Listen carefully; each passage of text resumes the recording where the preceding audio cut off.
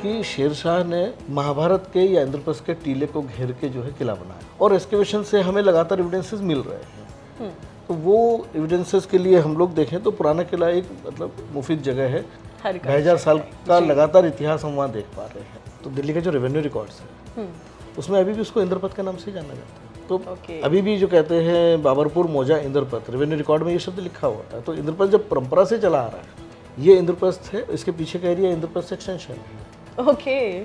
ITO का जो area है उसको हम आईपी स्टेट बोलते हैं। वर्तमान में यदि हम बात करें तो जो कुंती मंदिर पुराने किले के अंदर है वो बहुत पुराना स्ट्रक्चर्स नहीं है जी, ना वहाँ कोई ऐसी कोई बहुत पुरानी मूर्ति है। जो शुंग कुषाण काल है जी, उसमें हमें एक हाउस कॉम्प्लेक्स मिला है, और पिछले 7-8 सालों में हम बात करें तो लगभग 244 ऑब्जेक्ट्स हम वापस लेके आए हैं। जी।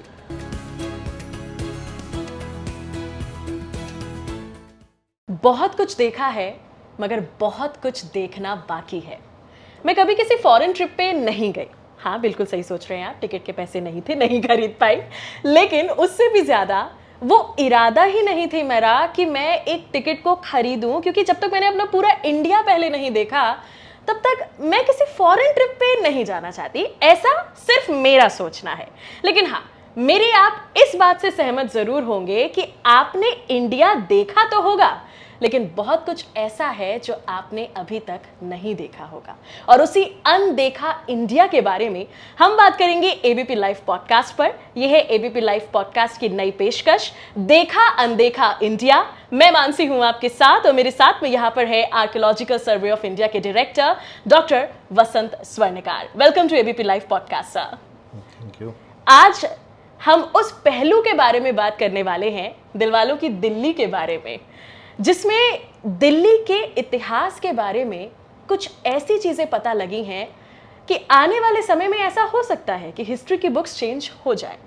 अब क्या कुछ पता लगा है, इसी के बारे में आज हम बात करने वाले हैं इस एपिसोड में कि क्या वाकई महाभारत काल का जो इंद्रप्रस्थ कहा जाता है, क्या वो दिल्ली था या नहीं। इसी के बारे में आज हम बात करेंगे।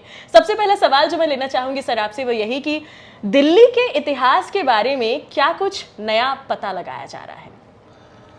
देखिए, अभी यदि हम बात करें वर्तमान में तो दिल्ली के बारे में हम जानते हैं कि दिल्ली एक शहर था जो लगभग मध्यकाल में बसा जी, और उसके बाद ये कहावत है कि दिल्ली 7 बार बसी और 7 बार उजड़ी। जी, वर्तमान में हम बात करें तो मॉडर्न दिल्ली 8वीं या 9वीं दिल्ली की हम बात करते हैं, जो आधुनिक दिल्ली की बात है।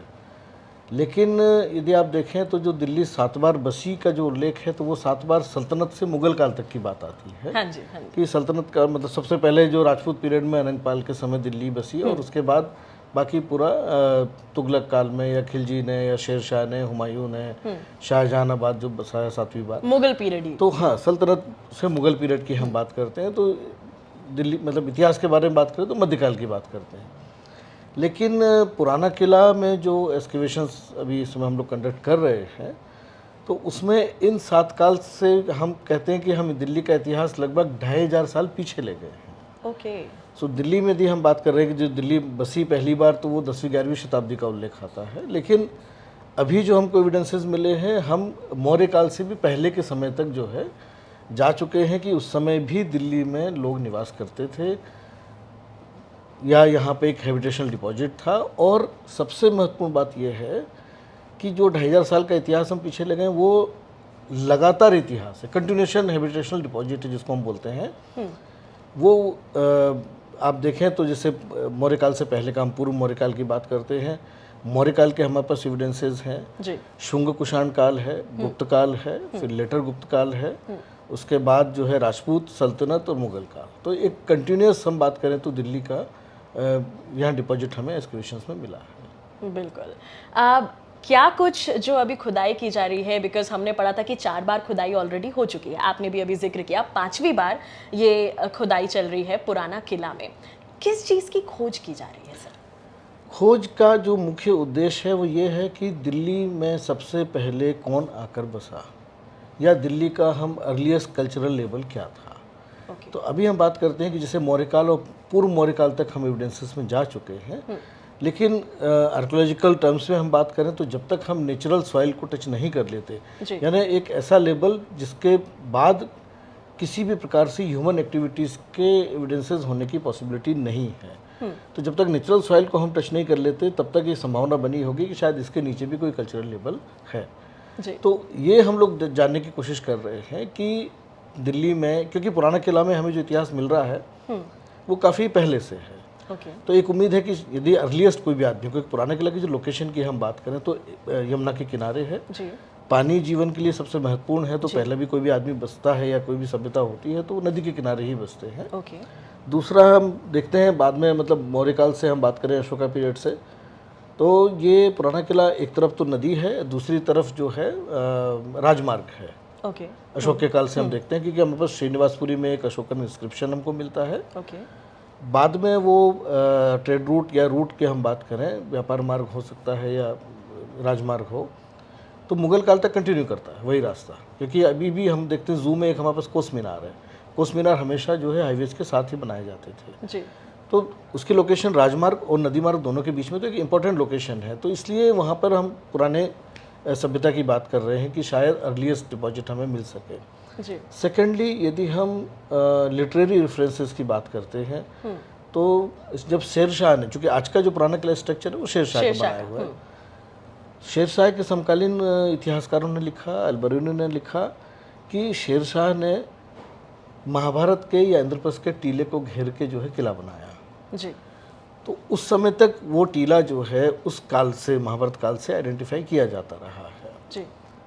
तो यदि उस काल एक परंपरा के तौर पे भी यदि हम देखते हैं कि यदि किसी चीज़ को आइडेंटिफाई किया जा रहा है तो कहीं ना कहीं कोई सच्चाई हो सकती है, और एक्सकेवेशन से हमें लगातार एविडेंसेस मिल रहे हैं।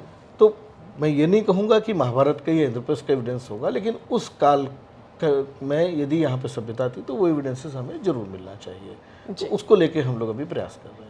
बिल्कुल। पुराना किला ही हम जो आप एक्सकेवेशंस कर रहे हैं, और पुराने किले में ही जो हम कहते हैं कि दिल्ली का सबसे पुराना इतिहास हमें मिलता है, तो पुराना किला ही क्यों सर? देखिए, मैंने आपको बताया कि जब साहित्यिक स्रोत में हमें लिखा मिल रहा है कि ये जो जगह थी इसको उस समय तक इंद्रप्रस्थ के नाम से जाना जा रहा है, या पांडवों का टीला या महाभारत का टीला के नाम से जाना गया, जिसको घेर के शेरशाह ने बनाया। ओके। तो जब मतलब सबसे पुराना ही यही है? नहीं, सबसे पुराना मैं बात करूंगा सभ्यताओं की दृष्टि से। ह्यूमन इवोल्यूशन की हम बात करें तो दिल्ली में हमको प्रागैतिहासिक काल के टूल्स भी मिलते हैं। जी।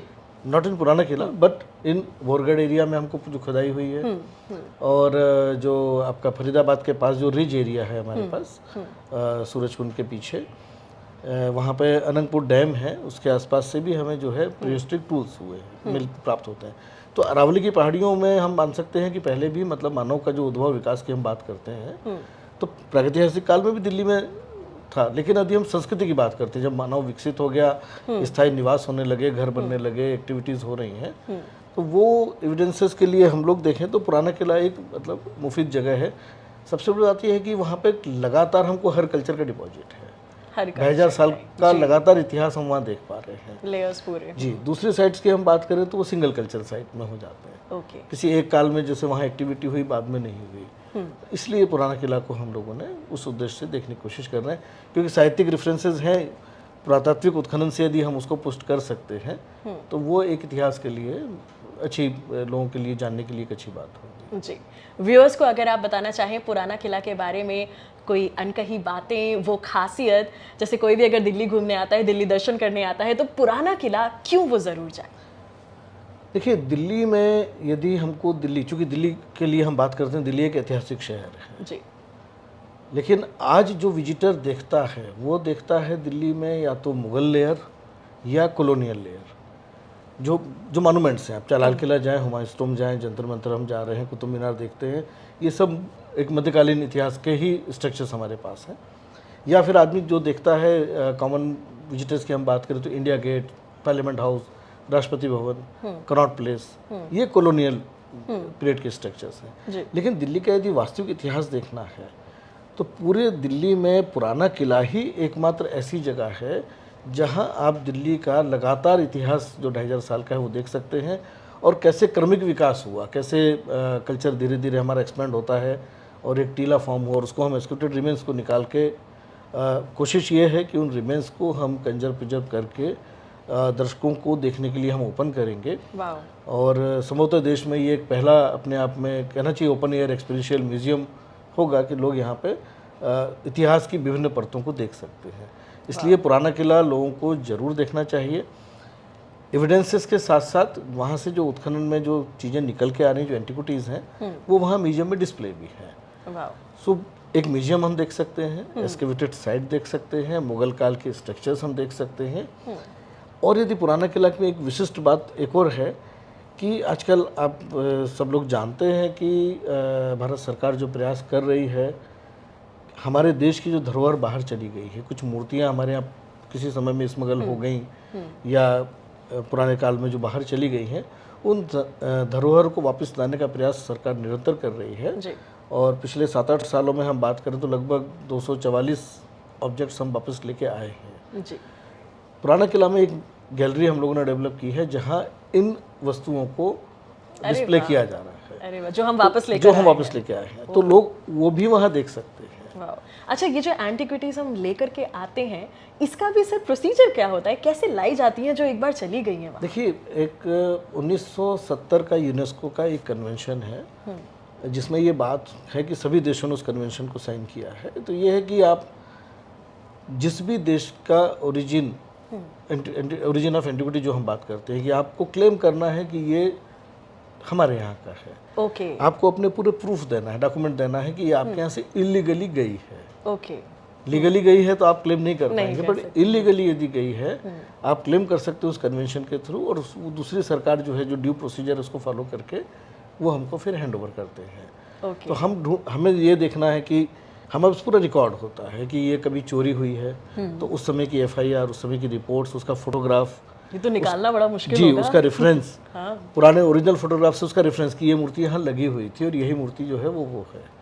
तो उसका आइडेंटिफिकेशन को हमको मैच करके देना होता है, वो उसको वेरीफाई करते हैं और उसके बाद फिर प्रोसीजर से हम लोग वापस लाते हैं। बहुत ही चैलेंजिंग सुनने में लग रहा है कि ये चैलेंजिंग होगा, चैलेंजिंग लेकिन भी है और काफ़ी मेहनत का काम है एक एंटिक्विटी को अपने उसके ओरिजिन वापस को लेकर सिद्ध के करना। जी।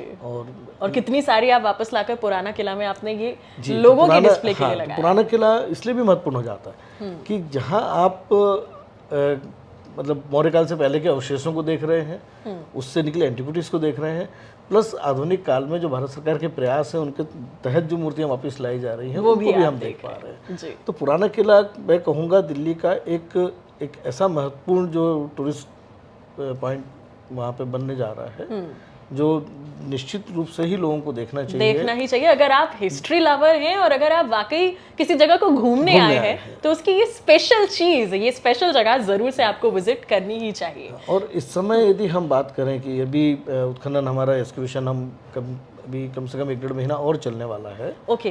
तो यदि इस अगले 1-1.5-2 महीने में जो भी विजिटर वहाँ घूमने आता है वो ये भी देख सकता है कि एक्सक्यूशन कैसे होता है, कैसे पुरानी चीज़ों को निकाला जाता है, कैसे पुरानी सभ्यता की परतें जो है उत्खनन से निकाली जा रही हैं, वो भी लोग देख सकते हैं। क्योंकि आर्कियोलॉजिकल एक्सक्यूशन देखना ही अपने आप में एक बड़ा अचीवमेंट है, क्योंकि इंटरेस्टिंग भी है। हाँ, क्योंकि नॉर्मली हम बात करें तो उत्खनन जो मतलब साइट्स होती हैं वो अबेंडन एरिया में होती हैं या ज़्यादा रूरल एरिया में, जंगल में है। हाँ, ये शहर में दिल्ली के मतलब heart of the city excavation हो रहा है, तो लोग उसको देखने के लिए लोगों को एक बड़ा एक बेनिफिट है।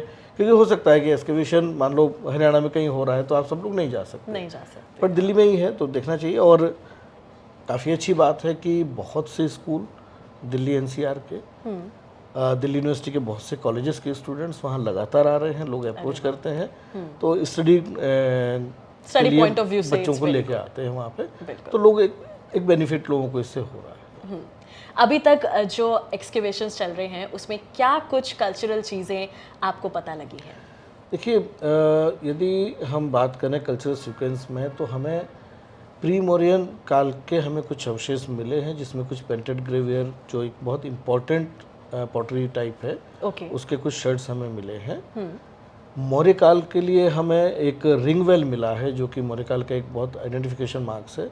टेराकोटा के रिंग से कुएं को बनाया जाता है। ठीक है। तो टेराकोटा रिंग्स का रिंग वेल मिला है।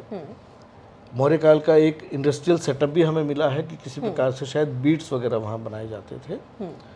शुंग कुषाण काल की हम बात करें उसके ऊपर में, मतलब मौर्य काल हो गया आपका 300 BC, प्री मौर्य काल 600 BC के आसपास। फिर हम आते हैं तो 1st century BC to 1st century AD, जो शुंग कुषाण काल है जी।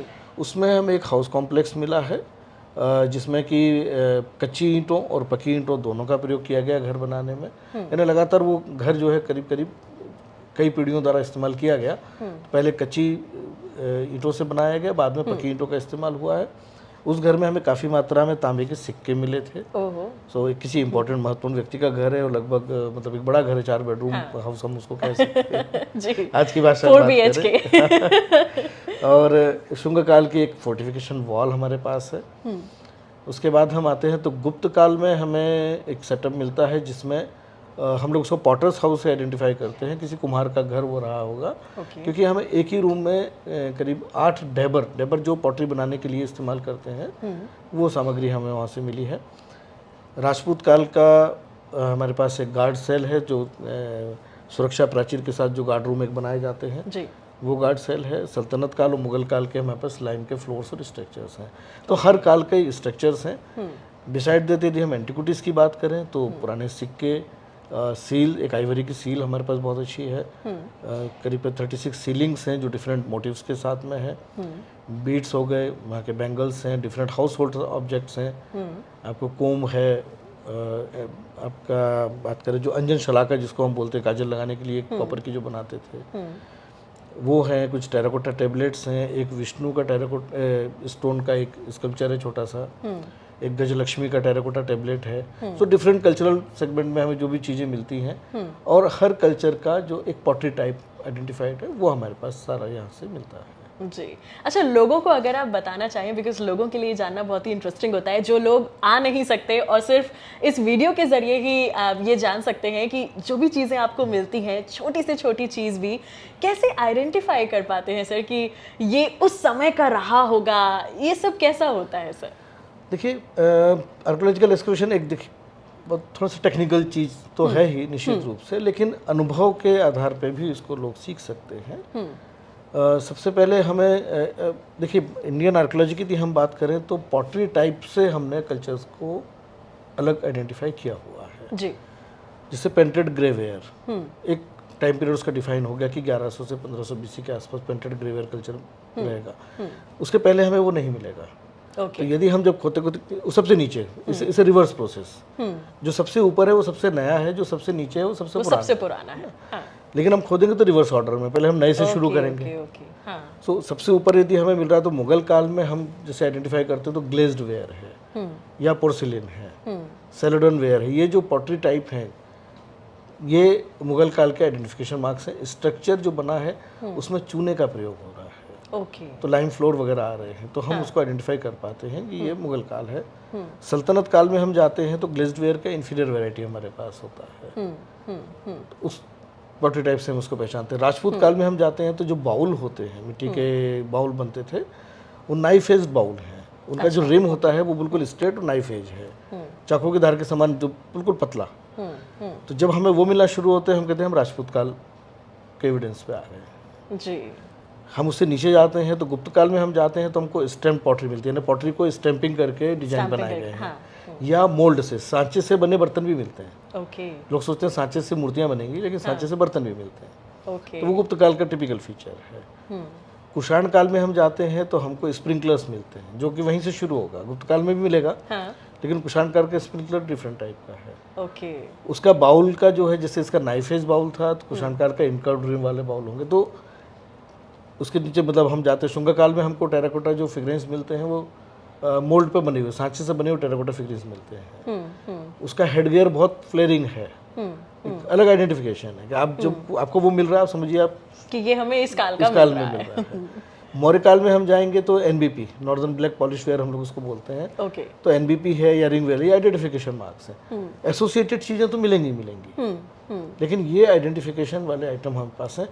प्लस जो सीलिंग्स हैं या सिक्के हैं उसमें राइटिंग होती है, उससे भी हम उसको आइडेंटिफाई कर सकते हैं जी। तो ये तरीके होते हैं कुछ टाइपोलॉजिकल स्टडी के थ्रू। बिल्कुल, तो ये तो आपने प्रोसीजर बताया, और फिर से मैं उसी सवाल पर लौटना चाहूँगी जो इस वक्त आर्कियोलॉजिकल सर्वे ऑफ इंडिया जिसकी तलाश भी कर रहा है, महाभारत काल से अगर जुड़ी कुछ चीज़ें हमें मिल सके, पुराना किला में, और चूंकि कहते यही हैं, अगर वहाँ पर जैसे लिखा भी हुआ है, कई हमने वीडियोस भी देखे हैं कि वहाँ पर ऐसा लिखा भी हुआ है कि इंद्रप्रस्थ का नाम वहाँ लिखा है।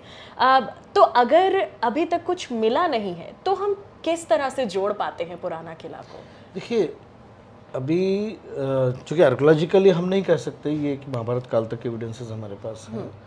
हालांकि 2013-14 के एक्सक्यूशन जो हम लोगों ने किया था उसमें हमें पेंटेड ग्रे वेयर कल्चर के कुछ शर्ट्स मिलते हैं, और पेंटेड ग्रे वेयर्स को जो है महाभारत से एसोसिएट किया है प्रोफेसर बीबी लाल साहब ने, जो कि सर्वमान्य तथ्य है, वेल एक्सेप्टेड फैक्ट है कि यदि महाभारत काल में हमको पेंटेड ग्रे वेयर कल्चर हमको मिलना चाहिए। जी। पुराना किला में हम उसको इस्टेब्लिश अभी तक नहीं कर पाए हैं, लेकिन जब साहित्य में लगातार चला आ रहा है ये उल्लेख, एक परंपरा के तहत है, किसी ने उस टीले को यूं ही कहना नहीं शुरू कर दिया होगा कि ये महाभारत काल का पीरियड है। तो समकालीन साहित्यकार जब लिख रहे हैं, इतिहासकार उस समय के लिख रहे हैं, अल्बेरोनी को हम कि ये महाभारत काल, हाँ, अल्बेरोनीकालीन भारत हम पढ़ते हैं पूरे भारत के कल्चर को उस समय के समझने के लिए, तो जब वो भी लिख रहा है तो इस तथ्य को भी हमको मानना होगा। तो परंपरा से जब एक जगह का आइडेंटिफिकेशन चला आ रहा है, परंपरा भी कोई छोटी मोटी नहीं है, 2500 साल से हम उसको कह रहे हैं। हम आज की बात करें तो दिल्ली का जो रेवेन्यू रिकॉर्ड्स है उसमें अभी भी उसको इंद्रपथ के नाम से जाना जाता है। 1960 तक वहाँ गांव था, उसके अंदर पुराने किले के अंदर बसा था, उस गांव का नाम इंद्रपथ है। तो अभी भी जो कहते हैं बाबरपुर मौजा इंद्रपथ, रेवेन्यू रिकॉर्ड में ये शब्द लिखा होता है। तो इंद्रपथ जब परंपरा से चला आ रहा है, और आगे यदि हम बात करें आधुनिक की, हालांकि हो सकता है कई लोगों को रिलेवेंट लगे, ये इंद्रप्रस्थ है, इसके पीछे का एरिया इंद्रप्रस्थ एक्सटेंशन है। ओके। आईटीओ का जो एरिया है उसको हम आईपी स्टेट बोलते हैं, ये भी इंद्रप्रस्थ। तो पूरा एरिया को ही यदि हम उससे आइडेंटिफाई कर रहे हैं, रेवेन्यू रिकॉर्ड्स में भी परंपरा से चला आ रहा है, तो ये एक सामान्य बात नहीं है कि किसी ने भी नाम को लिख दिया है। बस अब एएसआई उसके प्रमाणों को खोज रहा है। निश्चित रूप से एक जब प्रमाण मिलेंगे तभी हम उसको दावे से आर्कोलॉजिकली प्रूव करना हमारे लिए जरूरी होगा। साहित्यिक प्रमाण को जब तक हम आर्कोलॉजिकली प्रूव नहीं कर पाते तब तक हम दावे से नहीं कह सकते। जी।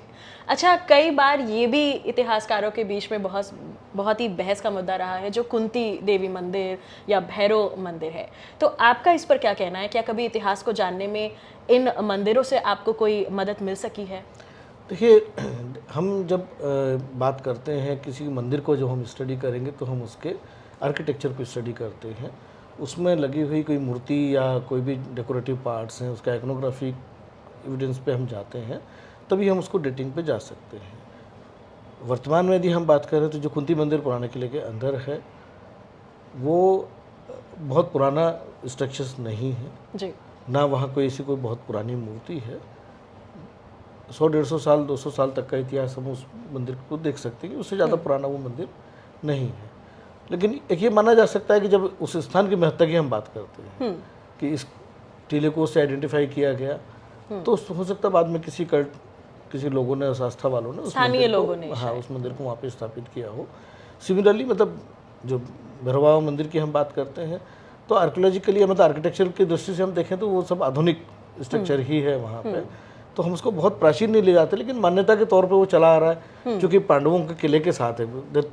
Mount is identify as Mahabharata का माउंट। जी, जी। तो उसके साथ जिन्होंने भी मंदिर बनाया तो वो उसको उन्होंने पांडवों से एसोसिएटेड करके मान दिया।